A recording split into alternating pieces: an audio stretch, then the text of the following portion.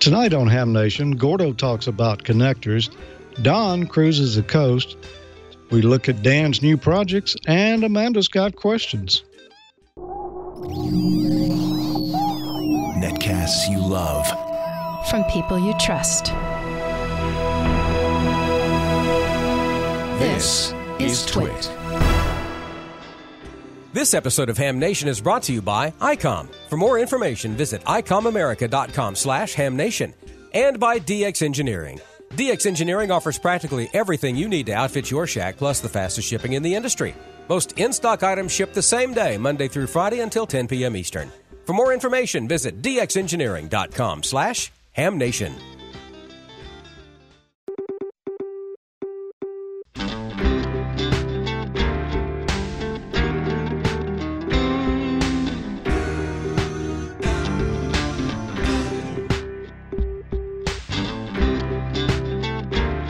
This is Ham Nation, episode 371 for October 10th, 2018. The new handbook's here. Good evening. Welcome to another episode of Ham Nation. I'm George, W5JDX. Bob Heil is not with us this week. He's on the road. He should be back with us next week, though, from the Twitch studios, I believe. But tonight we've got some of our familiar faces here. First up, we've got, over there on the left coast, Gordon West. Hi, Gordo. Well, hi there, George. Hi to the chat room and hi to listeners all over the world.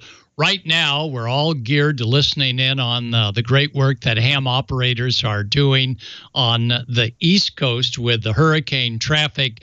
And, I was trying today one of the little CC radio sideband reception portable radios. It's a great one from C. Crane. And the communications coming in from both ham radio operators as well as Coast Guard auxiliary units was just one after another. So ham radio is playing a big part. George, back to you. Okay, Gordo. Yeah, we had Charlie Wooten with us here last week, and we were talking about the hurricane recovery efforts that he was involved in with the iHeart stations up in the Carolinas. Well, we didn't know that Charlie would be in the middle of a hurricane himself this week down in Panama City. So we'll have to see how he comes out down there. I think maybe they dodged a bullet a little bit down there when it shifted a little bit more easterly. The main surge didn't come right up in Panama City is what I understand. Speaking of natural disasters, we've got Don here with us as well. Yeah, Charlie in F4A. Charlie works for the same company I do, iHeart Media, iHeart Radio, and he's the chief engineer for the Panama City stations. And we had a little get together at our building in New Orleans today, and somebody has said that Charlie lost the generator down there, so they were having difficulties. And if anybody can get anything running, that's Charlie. Charlie did amazing work in the wake of Katrina over at our Gulfport, Mississippi iHeart stations, which was Clear Channel back then. But so we're wishing all those people all the best. And I got to tell you, I tried not to overload on the Hurricane Michael coverage today because being in Katrina, well, I wasn't in Katrina. I lived here for Katrina. We evacuated like you should. Not ashamed to take. Got a little bit of PTSD from that. So trying not to overload on the whole Hurricane Michael thing. And I've got some very good friends down there in the Destin area, Panama City. So wishing all those folks the best. And, of course, it's going to track up through Georgia and the Carolinas and all the way up through the eastern seaboard, too, with a huge rainmaker. So we wish all those folks the best. Tamitha Scove has got a solar update for us tonight. She's not here on video, but she sent me some information talking a little bit about Hurricane Michael recovery efforts and communications. And we'll tell you what ham radio and World War II and PT boats have in common this weekend in New Orleans. Coming up. Okay. And I didn't mention, but, the ARRL just published the 2019 handbook. And we've got a little sneak peek at it coming up a little later tonight, as well as a video from Dan Van Evenhoven. And we've got Amanda. Hi, Amanda. Well, good evening, everybody, and nice to be here. I am listening to, I'm sure you can hear the noise. Just trying to listen to the hurricane net on 7268. Oh, we do have some voice there. Haven't heard much of any information, but it is kind of interesting to tune in. So if anyone is interested, listen on 7268, 40 meters. You might hear something, maybe. A lot of noise, though. But anyhow, stick around. I'll be here taking your chat room questions, and we'll have you here on the end of the night and give the hosts, let's just inundate them. Crazy questions. All right. Back to you, George. Okay, Amanda, we'll be back with you in a little bit. Well, let's go back to Gordo now and see what he's got going on this week. All right. Well, thanks, George. And wow, it's been quite a week out here in Southern California. We never had rain, but we did have things controlled falling as well as ascending into the sky. So, Victor, if you don't mind, let's go ahead. And it was the SpaceX Falcon 9. And this is about 80 to 100 miles away. All of Los Angeles could see it. And it was quite an interesting shot because right after we could begin to see it, boom-bo, something happened. Well, that's the first stage, and that was separating. And the most amazing part of the first stage separating, it made a beeline back to the launch pad for a SpaceX, once again, successful landing of that first stage that went up. So big excitement out here. And, of course, this means that we may have more opportunities to get more ham radio satellites up in orbit by piggybacking. Well, speaking of ham radio, just a review, these are bulkhead connectors or sometimes coax connectors. The one on the right would be about the longest one you'd ever want to use in connecting two pieces of coax, and that the one on the left, that's pretty specialized, and the impedance is going to be a bump for 50 ohms. So if you've got to do a coax cable connection from one to the other, go ahead and use the one on the right.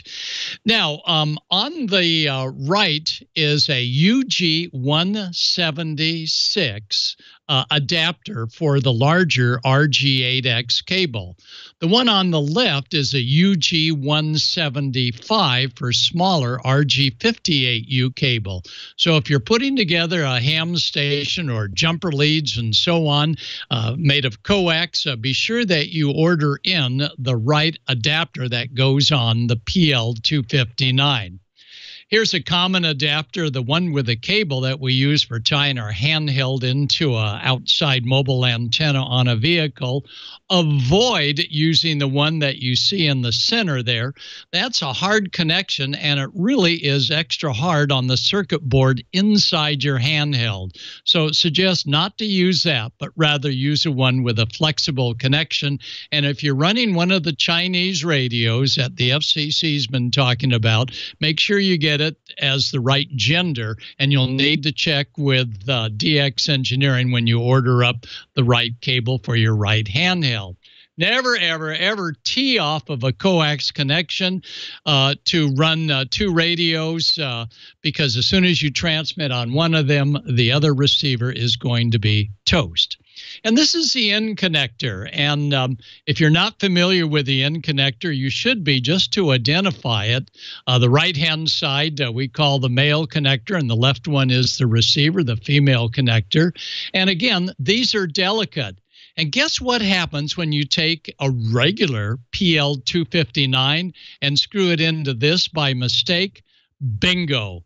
You short out the end connector, and if it's on a mount, you've got an expensive proposition to change out the whole thing.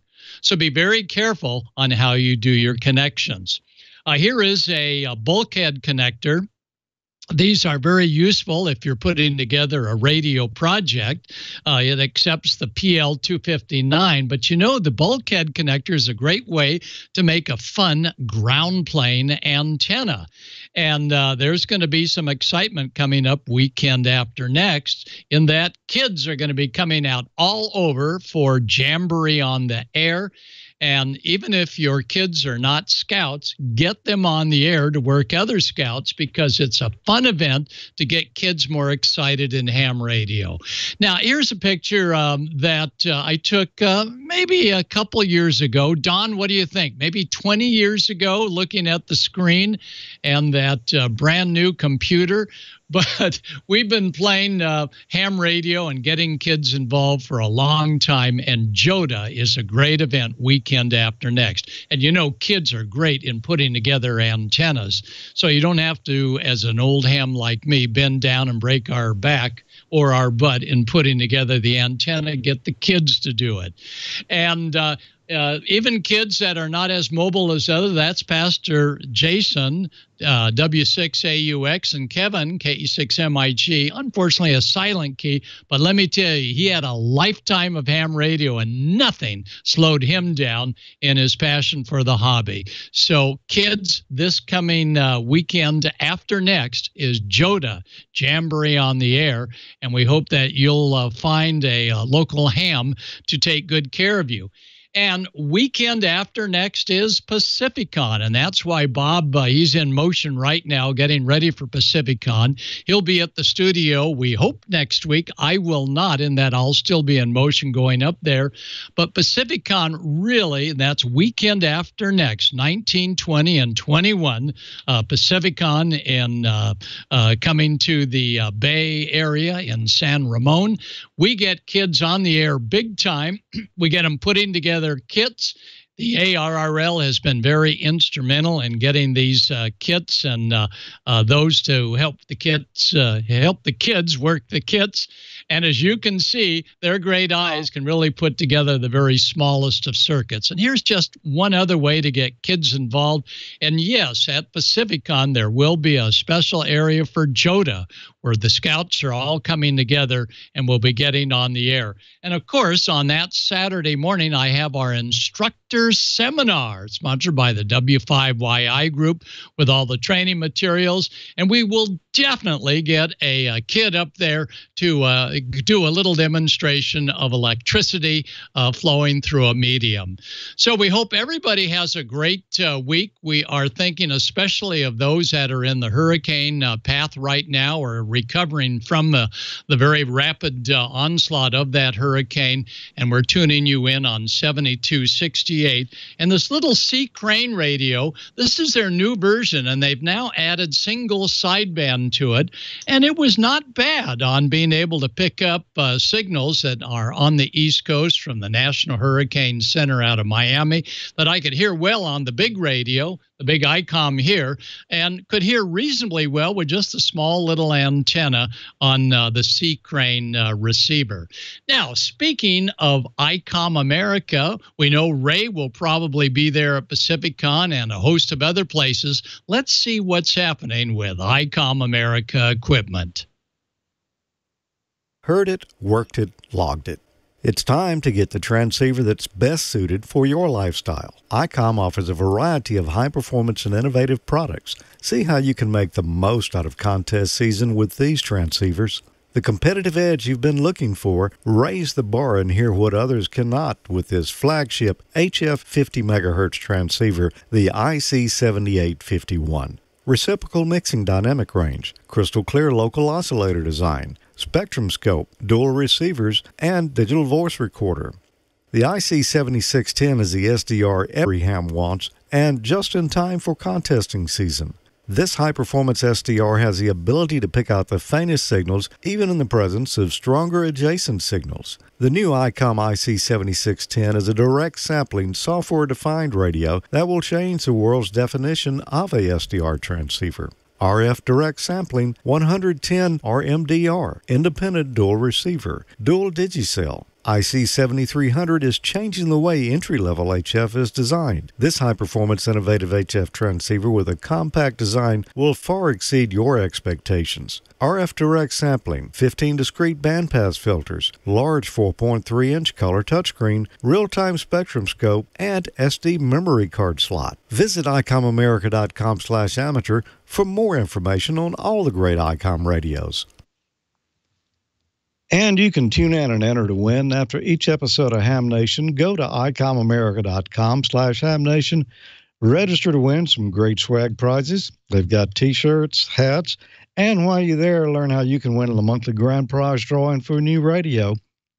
For October, that's the Icom IC2730A dual band, dual watch analog transceiver. It's got 50 watts on both VHF and UHF, a large high contrast LCD display, a built-in weather alert function, very easy to operate, and there's an available optional Bluetooth board. So go to icomamerica.com/HamNation after this and each episode of Ham Nation and register to win. Sign up, good luck, and don't forget to follow Icom America Inc. on Facebook and Twitter. And another radio you could win, and this is going to be your last opportunity on this one. I won't be talking about it anymore after tonight, but the Icom IC7300 right here is going to be given away along with all these other great prizes, celebrating the 13th anniversary of Amateur Logic. That'll be this Saturday night at 8 p.m. We'll be giving that away. It's the 7300, a great software-defined radio we've been talking about for quite some time, along with an MFJ power supply, a Heil Sound ICM microphone, and the new Heil BM17 emergency communicator headset, as well as coax and MFJ big, what is this? This is a big stick antenna, 17-foot telescopic, and Gordon West Amateur Radio Study Guide. So find out more about that. Go to amateurlogic.tv/contest and register if you have not already registered in that. And it'll be gone next week and off to some lucky ham's new QTH.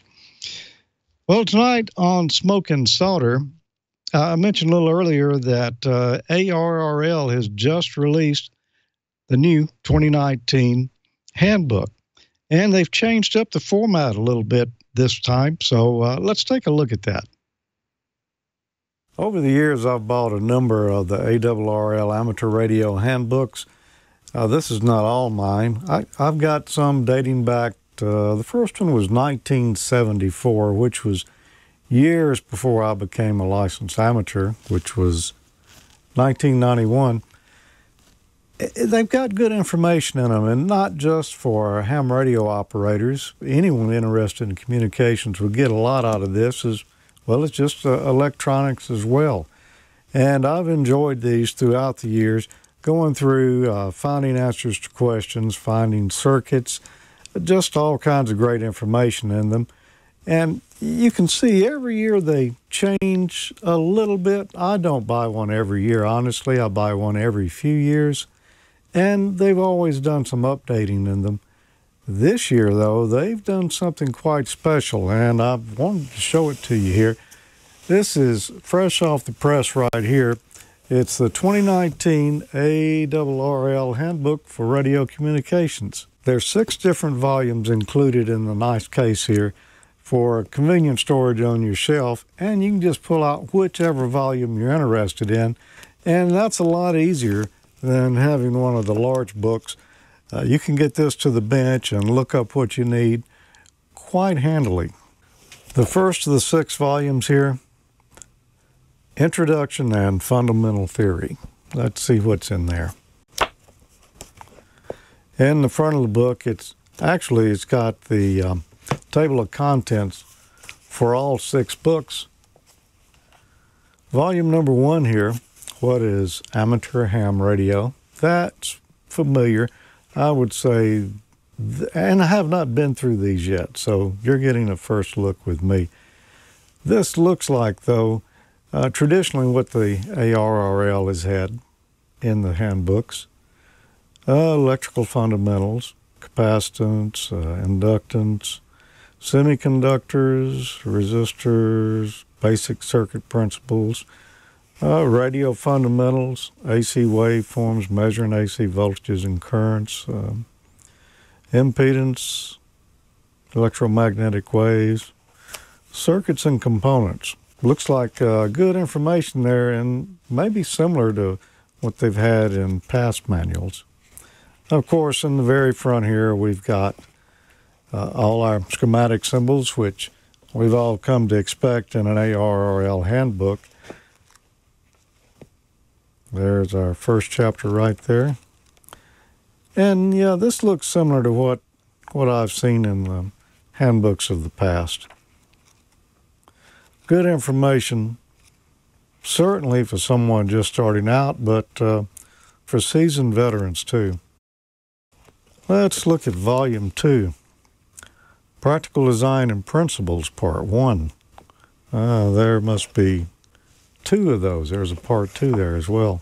RF Techniques, Computer-Aided Circuit Design. Well, circuit simulators, that sounds like good stuff and kind of current. Power supplies, a lot of information on them there, as well as batteries, high voltage techniques, switch mode power conversion. And this looks a little new here.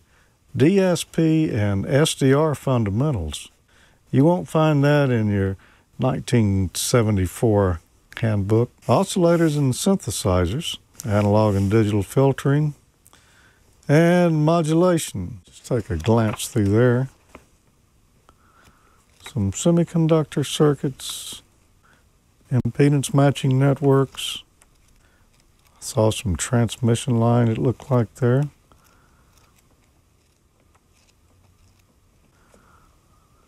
Looks like familiar stuff for the most part. You know, electronics doesn't change a lot, but DSP and SDR fundamentals, that's very topical stuff right there. And some things that, well, we'd probably like to know, being that software-defined radios and DSP are becoming pretty commonplace these days.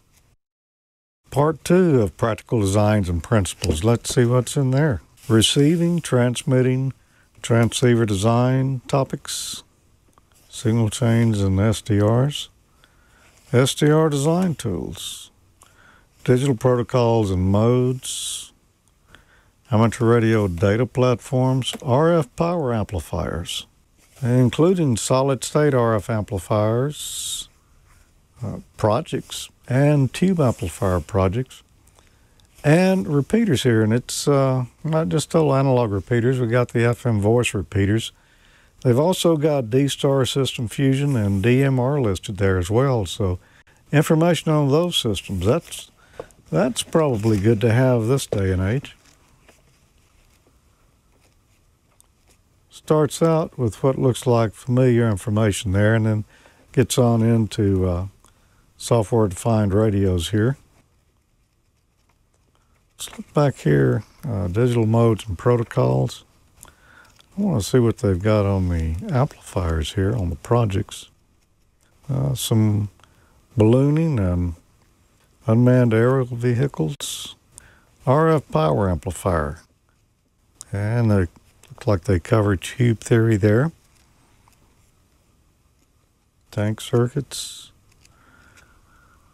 Tube amplifier cooling. Stabilization. Solid state amplifiers. And some schematics here. Solid state amplifier projects. They've got a 250 watt broadband linear. The schematic included on that. They've got a 2 meter 80 watt linear there. All the details on it. Looks like not too bad a project. Would be pretty simple to put together. Then tube amplifier projects here. And they've got a variety of tubes. I see a single 3500Z, a pair of 811As, 572Bs, or GI6B, or GI7B tubes. Volume 5, Equipment Construction and Station Accessories, Component Data, Resistor, Capacitors, Inductors, Transformers, Semiconductors, Tubes, Wire Materials, Attenuators, Computer Connectors, RF Connectors, Transmission Lines, Reference Tables, that's always handy. Construction Techniques, it's got electronic shop safety, tools in their use, soldering and techniques, surface mount, CAD for PCB design, microwave, mechanical fabrication, assembling the station, fixed station, mobile installation, portable installation, remote stations. Standard data. Avoiding poor quality connectors. This might be handy. Yeah, you know, bargain connectors sometimes aren't a bargain at all, especially if you can't solder to them or they've got bad dielectric in it. Some good information there. I'm going to have to come back and look at that.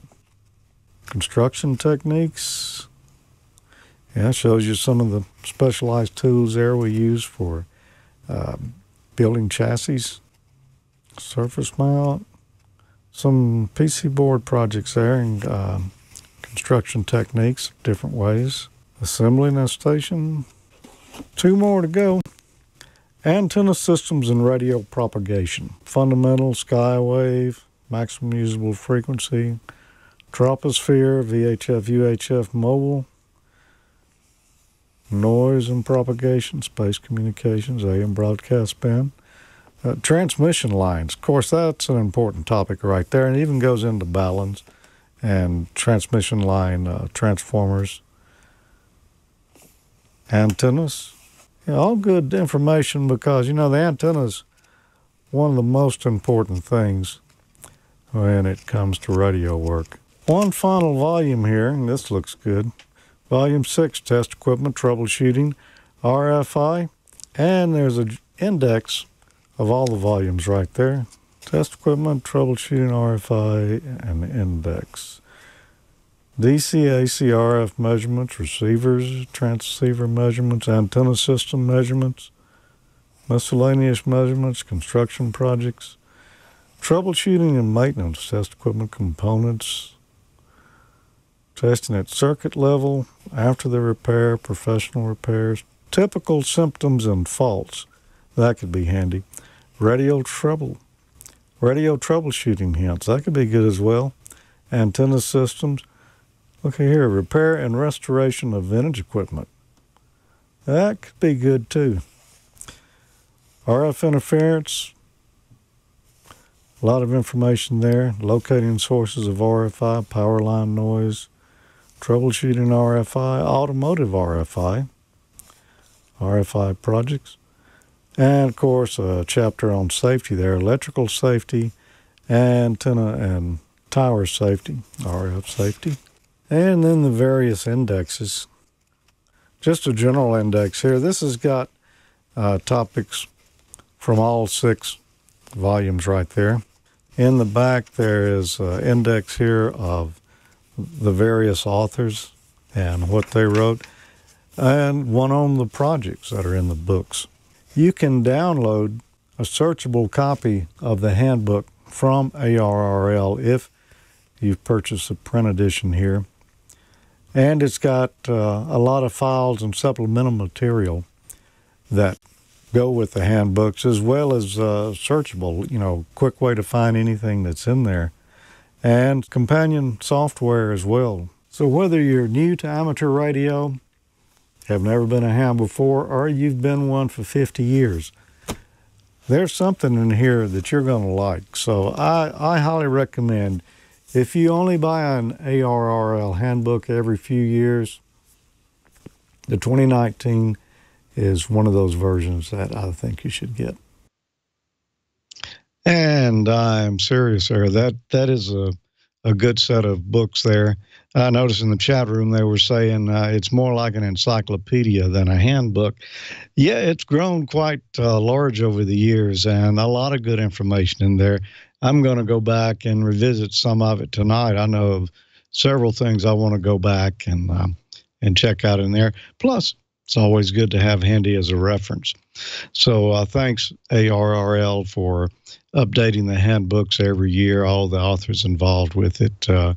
We really appreciate you doing it because, you know, got to have reference material, and this goes over and above the cause of doing that. Well, you know, last week I asked a question, speaking of reference books. This one came out of Gordo's Extra Class Amateur Radio Study Guide. And the question was, what does SAR measure? Is it synthetic aperture radio or ratio of the human body, signal amplification rating, the rate at which RF energy is absorbed by the body, or the rate of RF energy reflected from stationary terrain. What does SAR measure? Well, we had a winner, and that is Michael Sigerson, KN4CQA, and he said SAR measures the absorption of RF energy in the human body, and that's a specific absorption rate. Congratulations, Michael. Gordo is going to be sending you either his general class study guide or his extra class study guide. And hey, thanks for entering. For next week, I've got another contest here. For this one, we're going to give away a DX Engineering Sport Bag.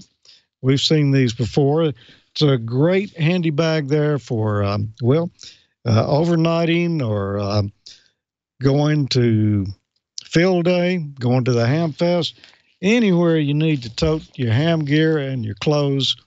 Right here at DX Engineering Sport Bag, heavy-duty canvas bag. If you want to win that, then answer this for me. What year was the first ARRL Handbook published?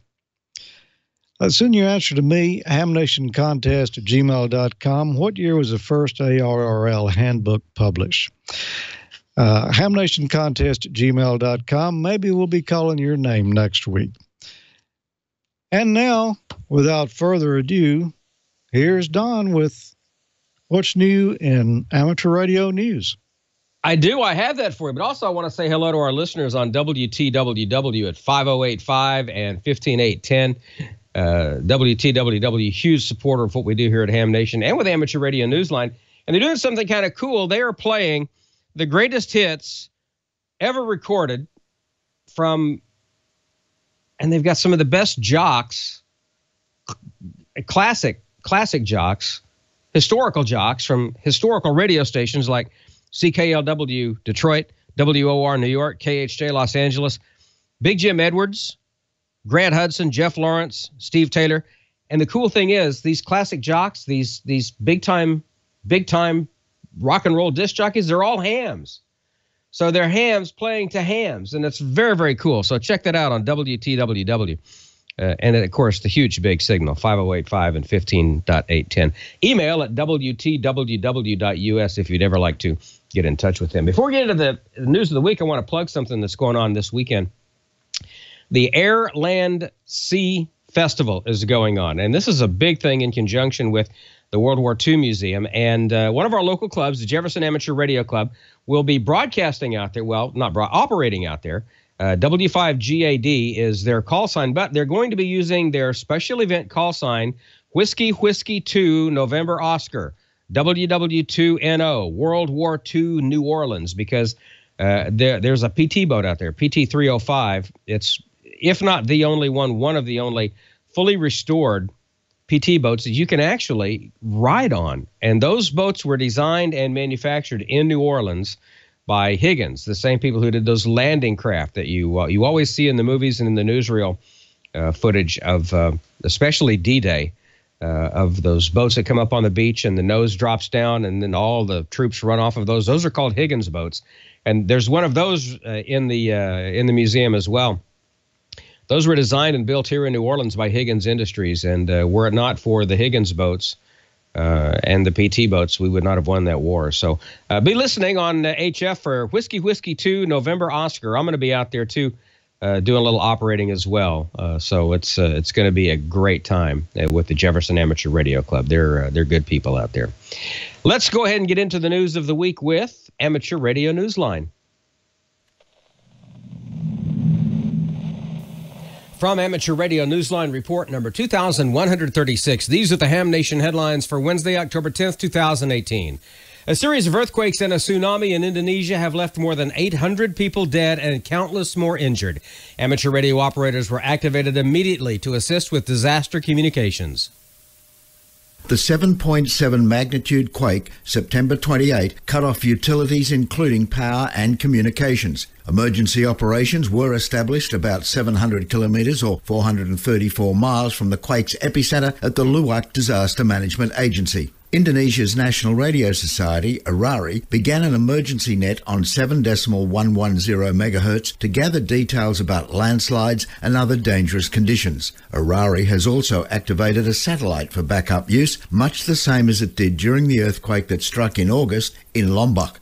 A second net was set up on 7.065 MHz because of excessive QRM on the first frequency.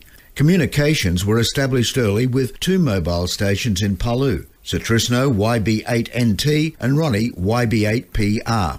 Atang YD8MII and Buddy were also operating on the emergency net, gathering details about landslides. The earthquake was followed by a tsunami, and some videos posted on social media showed waves as high as 6 metres or nearly 20 feet striking one beach where festival preparations were being made.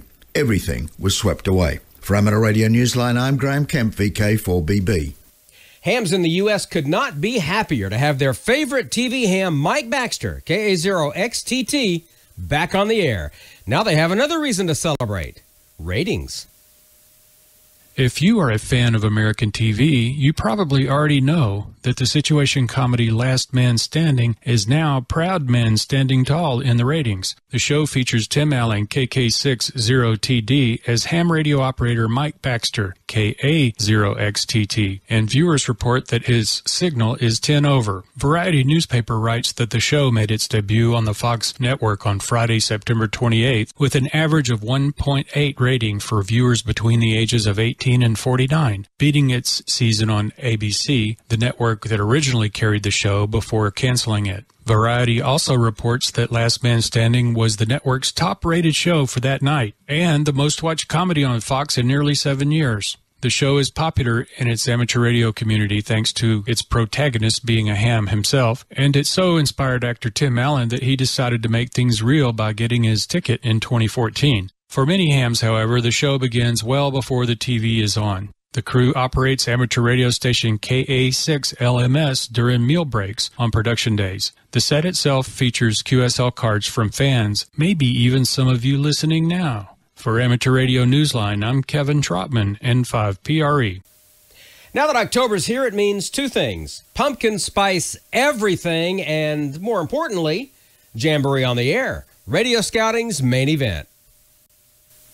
This week in Radio Scouting, we're 3 weeks away from Jamboree on the Air, and registrations are coming in strong. We have one more reservation for the K2BSA call sign for JOTA weekend, and quite a few announcements of JOTA activity on our Scout Camps on the Air site for the weekend of October 19th through the 21st.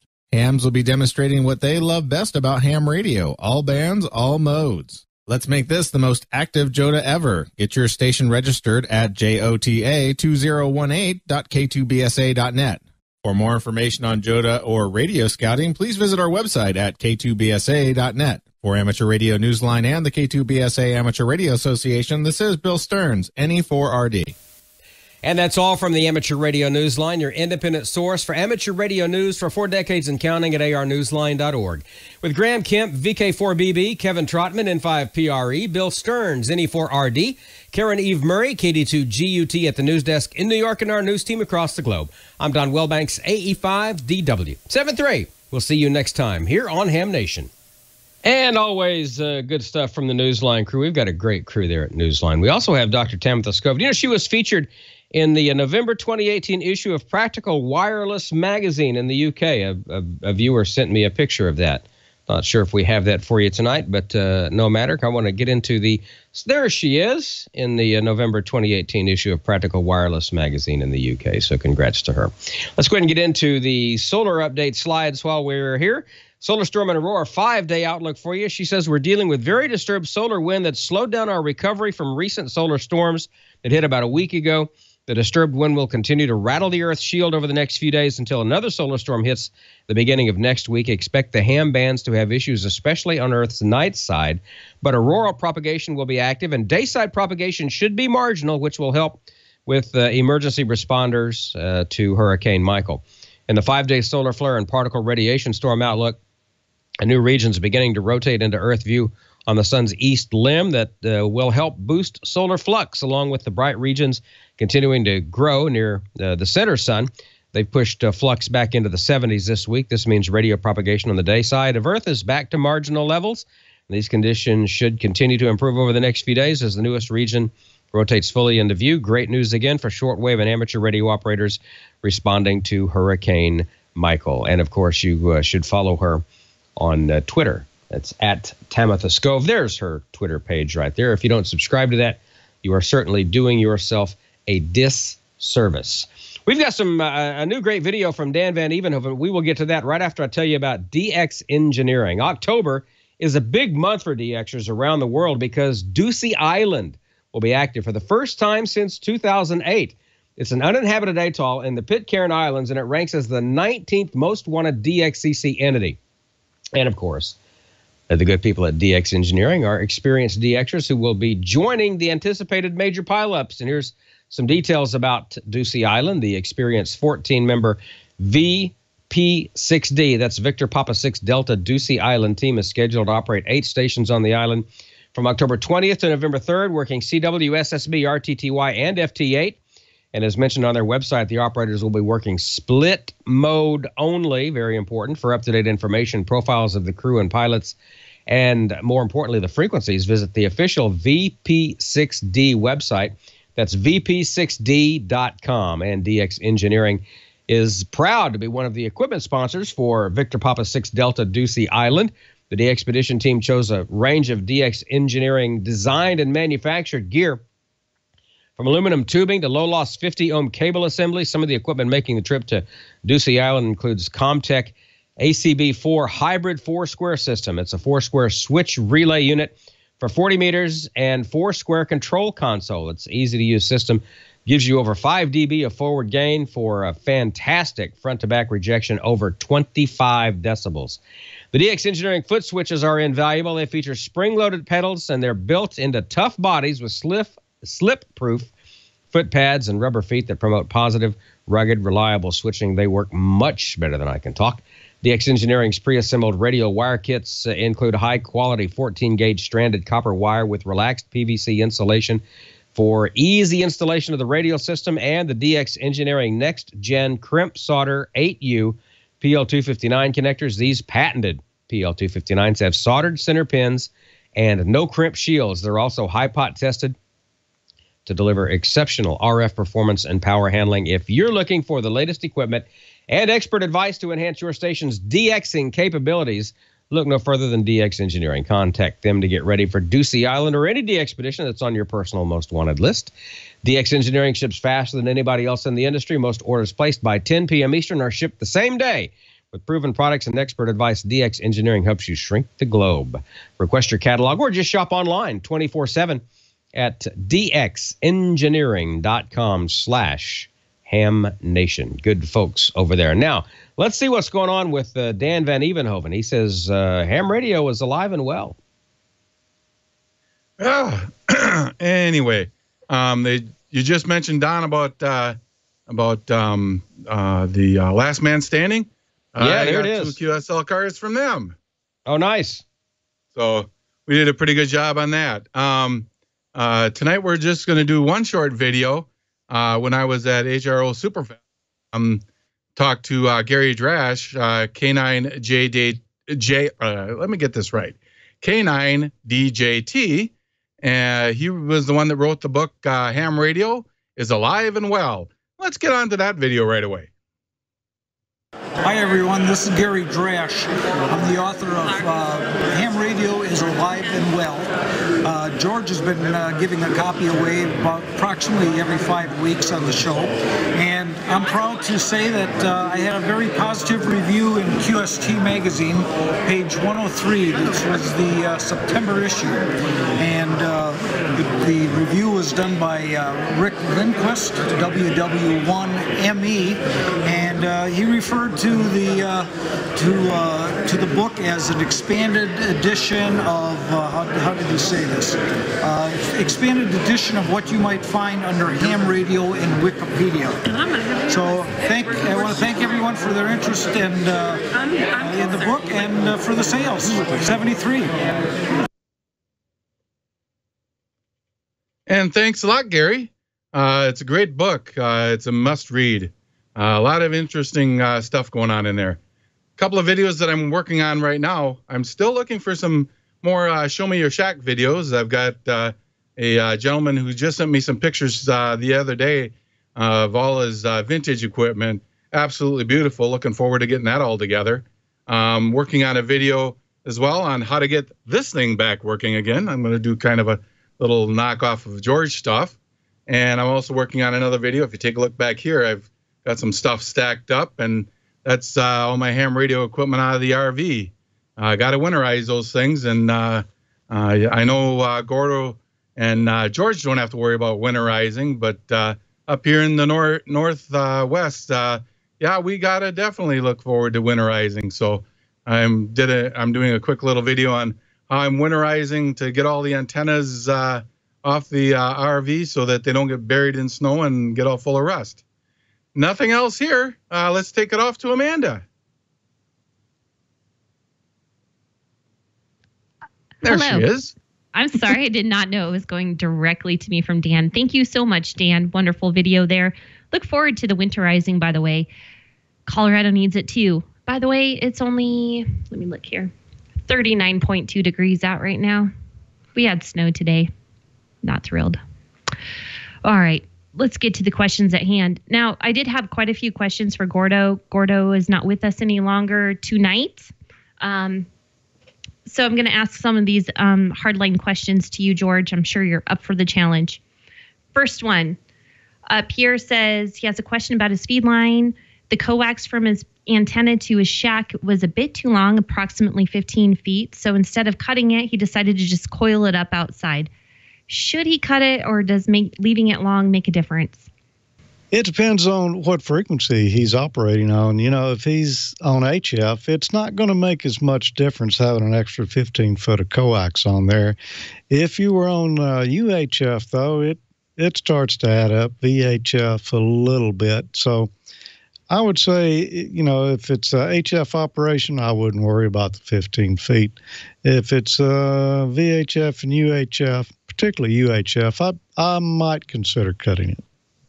You know what I would do that might be better than coiling it up? This is what I did when I installed the radio in my Jeep. I had all the coax basically running. I mean, the antennas were right there by the windshield, and so the radio was like right there. So there's literally, I probably could have used 3 feet of coax and had plenty. Well, I had that 15-foot long piece. So instead of coiling it up and making an inductor, do this. Now, this is not coax, but it's the same thing. Just do it like a race. Just go back and forth. Don't coil it. Just go back and forth with it instead of adding inductance and coiling it. Don't do that. Just give it the old back and forth. That's what I would do. Worked fine for me. Now if it's HF, I would leave it coiled up. That way you actually create yourself a balun. Well, that's true. I've got one. I've got one that sits up 110 feet on the tower. I had an extra about 8 feet of coax by the time I got to the top. I just coiled it up. I actually put it around a 3-pound coffee can, coiled it up, taped it together. There, I got a balun at the top of the tower. Well, that's true. I've got an ugly balun on each of my antennas. Got basically about 18 feet of coax wrapped around one of those coffee cans. Oh yeah, and on the G5 RV, I think it's actually recommended to have extra coax and coil it up, throw it on your roof or whatever, and it helps out tremendously. So now, still talking about coax and feed line for your antenna, we have another question. This is an interesting one. George, I'm going to assume that you're going to take this one. It was really a question for Gordo, but if you're using RG8 and then replace it with 7/8 inch hardline, what is the effect on receiving on the 20-meter band? It should do a little bit better. 7/8 inch hardline is going to have a little less loss, but you know, on HF, it doesn't add up as quick. You know, personally, I wouldn't put 7/8 inch line on HF unless I just had a lot of it, you know, and just wanted to use it, because I don't think you're going to see that big a benefit from going with it. But if you got plenty of it, sure. And it's expensive stuff, by the way. So, yes. And my husband here, Jeff, he's a crazy repeater guy, so he always has extra hardline. So our whole HF shack is supplied with 1/2-inch hardline. I think it works great, but it's really not actually that easy to mold around objects or go up your antenna. You've got to be really careful about kinking it. So there's that to keep in mind as well. It's not very flexible. So, okay. So does anyone remember the name of the portable radio that Gordo showed at the beginning of the show? It was from C. Crane Company. C-C-R-A-N-E. C. Crane. Yeah, they've been around forever. Great source for small shortwave receivers. There you go. And I did want to talk about one thing. This is funny. If any of you guys are Walking Dead fans, this was really hilarious this last weekend on the show. And I know some of you are. They use all of these Motorola radios, and they all seem to be on the same frequency all the time, which is like ridiculous. Fine. And then they talk about this flood that happens and that they lost their walkie repeater. I roll. Okay, you lost me at that. It's Hollywood, I guess. But they said, ooh. Then when they actually said we lost our walkie repeater, I was just That's funny. Oh my God, that's terrible. Well, if you've ever seen Texas Ranger, they would be out in the field occasionally. And they used a DX390 receiver with a speaker mic attached to it, and we're using it as a transceiver. I thought that was the funniest thing in the world. Sometimes Hollywood, I'll tell you, even though, Last Man Standing tries to get it right, that they still have to, we can't confuse the viewers. So they have to, mold it. It's all about how it looks to people who have no idea what they're looking at. That's exactly right. I did want to show everybody this. I got mine too. This is the new catalog. Yeah, I got mine too. I know. It came yesterday, a little bit thicker, I think, and really cool cover there. So just want to let you know, if you didn't get it already, your DX Engineering catalog is coming directly. Let's see. Actually, I asked Victor, I sent him a link to a tower that was destroyed today. Victor, did you get that? Yeah, that's the Panama City Tower. And I can't remember the call sign of the radio station, but this is also shown on, I take pictures of transmitter sites on Facebook, and I know a lot of us follow that. But yeah, that was one of the down transmitter sites there in Panama City. So rest in peace. I hope that's not one of Charlie Wooten's towers. I was just going to say, and I do think it is, because there was an iHeartRadio Tahoe parked outside of it. That's one of Charlie's towers then, yeah. Charlie is out there working on that. So I'm really sorry, Charlie. Wow. Sorry, Charlie. Sorry. All right. I crack myself up. That's funny. God, you know what? Turning 40, I'll tell you. Let's see. I did have one other thing. Sister. I wasn't really ready for 40. Tomorrow's not going to be a fun day. I'm not. Will you get to 58? Ooh. Yeah. Yeah, but then you're like 1 year closer to being able to take out part of your 401k without any, say it. Penalties. 1 year closer to death. That's what you're thinking. I know what you're thinking. No, just go ahead and say it. Thinking. I swear. I swear I wasn't thinking that. Okay, Gordo asked me to make a couple of announcements. Let's not forget Pacificon coming up next weekend, starting the 20th. Bob's going to be there. Gordo's going to be there. I think Randy's going to be there. I don't know of anyone else popular. Maybe Ray's going to be there. I'm sure he's going to be there as well from Icom.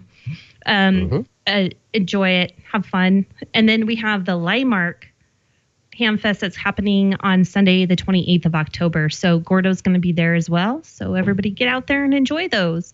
Other than that, there's not going to be a 40-meter net because Kevin, KC7 FPF, he's out there trying to round up some of his friends. He's also helping on the hurricane weather net. So he's not going to be available tonight. But we do have the 80-meter net, and Steve, W7UDI, is running that, and he's going to be on 3908. So join in there. And let's not forget the digital nets. We're going to have D-Star and 14 Charlie, the Echolink net on Dewdrop In, and DMR on TAC 311. So there you have it. Back to you, George. Okay, Amanda. Thanks for that and all the information there, and the Bob and Gordo watch there. We'll We'll have to see if they show up next week. I know Bob's trying to. I couldn't tell if Gordo was planning on being there or not next week, so we'll just have to see on him. Probably will. Good show tonight. Glad to have everyone with us. Before we go, is Dan still with us? Dan, have you got any final words? No new words. Keep them busy with a couple of videos. Like I said, I've got the campers all winterized, so I'm going to have a video in the next week or so on that.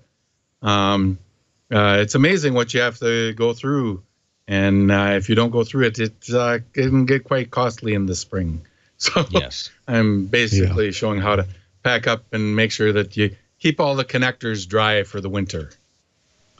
Yeah, I could see that becoming one of those maintenance nightmares. If you didn't handle it now, you'll certainly handle it later. Don, yep. Anything final from you? Well, I missed you guys last week. I was off in Biloxi, Mississippi at Cruising the Coast. There's a little piece of my video if you want to go ahead and run a couple of minutes of that. There's music on this. So we're not going to play the music, but I'm following my father-in-law's truck. This is 15 minutes long. You can find it on my YouTube channel. Just search for Don Wilbanks and you'll find it. 8,444 registered vehicles this year, which I believe was a record. I think that beat last year. Weather was absolutely gorgeous. I didn't have any car issues, unlike some of my in-laws. Unfortunately, spent half the day replacing distributors, but saw two. When was the last time you saw a single DeLorean that wasn't in a movie called Back to the Future or Back to the Future Part 2? Well, I saw two of them, two DeLoreans, and will be coming up in this video. Not sure if we have time to show the whole thing, at least until the DeLorean gets here, but no, it's a little farther in, so I'm not going to have time. But anyway, just go to my YouTube channel. You can watch that, and there's music behind it and everything else. But I had a great time. But they've been doing it forever, and here comes right about. I think you've gone. Well, it doesn't matter, but anyway, yeah, it's before that. The DeLorean's before that. There it is. Yeah, I'm right. That's it right there. Let it run. There we go. Coming up behind the DeLorean. That was one of the two DeLoreans that we saw. The car right there in front of me. He drove past me, and we caught up with him in traffic. So very cool to see one of those things out there. What's cool about Cruising the Coast is it's not just a car show. It's you check in at various checkpoints and you see these cars actually living and breathing and doing what they were meant to do. It's rolling sculpture and just absolutely amazing. You'll see everything from hot rods to customs to beaters to cars in progress to rat rods to just everything. And as you can see, the weather was absolutely gorgeous. Upper 80s. It was a little bit warm, but any day along the Mississippi Gulf Coast is a good day. So anyway, if you want to watch the whole thing, just go to my YouTube channel, and you'll find it there. That was Cruising the Coast. So George, back to you. Oh, cool, Don. Yeah, great video there. Only thing I see that could have made it more interesting if there had been a chain between the rear of that Ford pickup of your in-laws and the front of your Firebird there. No, typically the Pontiac rescues the Fords. So that's how that generally works. Yeah, I like to follow him because that way I can pick up the parts that fall off. And actually, he just sold that. He sold that, and he sold it. He's got a 1930 little Ford Coupe. It's a fiberglass kit car, and don't tell anybody, but it has a Chevy 383 stroker in it. So he's do that a lot. He's come to the dark side. Yeah, he's a dyed-in-the-wool Ford guy, and he's come to the dark side. So. I didn't even think that was legal in this state, but well, it's legal, but the Ford purists, they kind of frown on that. But and I told him, I said, the reason he's a Ford guy is because Chevrolet has too many letters, and he can never remember how to spell GM. So he's going to have some laser tattoo removal done on his, because he's got blue ovals on his arms here. So we'll see. Old cars and ham radio. This, so too many hobbies around here, but they're fun. Anyway, back to you, George. Let's wrap this thing up tonight. Yeah. Amanda, anything final? I do. Jeff and I worked our butts off this last weekend. Saturday, we put on a 5K, 10K comm support. And then Sunday, the people that we support decided they wanted to add a half marathon onto it without really consulting with all of us other volunteers to say, how would this work out? So we did a 5K, 10K on Saturday, and then we did a half marathon on Sunday. No, I did not run, because if I'm running, something is chasing me, and you should run too. But it's a lot of work, honestly, to get those taken care of. And it was very, very cold. It started out at like 35 degrees, and it might have warmed up to about 45 with wind. So I'd just like to thank my team here in Aries District, Region 5, District 1, that really worked their tails off as well. And thanks for all the runners out there. And it was a really fun time, but it was really cold. But this is what we do to get our experience and our training. So that's why we do it. So that's all I have. Speaking of being chased, this was kind of cool. A little farther on towards the end of that video, you see me park, and there are two Gulfport, Mississippi motorcycle cops walking toward me. They said, "Hey, we wouldn't mind getting into a pursuit with this car." And I'm, well, that's probably possible. And they said the Gulfport PD is having some kind of a contest. They didn't go into any. And it's towards the end. It's towards the end, about 2 minutes before the end, if you're going to go towards the end there. But anyway, so real quick, there was a contest by the Gulfport PD for the car they would most like to pursue. And there they are. That's the cops walking up to me. I won. They're going to mail me a trophy. I just got picked, and so there they are, Gulfport PD. They came up and took pictures of my car and my registration, and then I didn't think any more of it. And Sunday, they called me and said, "Yeah, you're the car that the Gulfport PD voted they would most like to get into a pursuit with." Sweet. So anyway, so thanks, Gulfport PD. That was kind of cool. No tickets. I would look out when I drove through town next time. A little bit, yeah. Yeah. Anyway, there you go. That was my week last week. Yeah. Well, congratulations, Don. Well, thanks for being here, everyone. We'll be back next week with another show. Bob should be here live. He'll be in Petaluma at the Twitch Studios. Until then, everyone have a good week. And Saturday night, 8:00. Live.amateurlogic.tv will be giving away this radio package and celebrating our 13th anniversary of the Amateur Logic video podcast there. So join me and Tommy, and we may have a special guest with us too. So 7-3, everyone. Have a good week, and we'll see you then.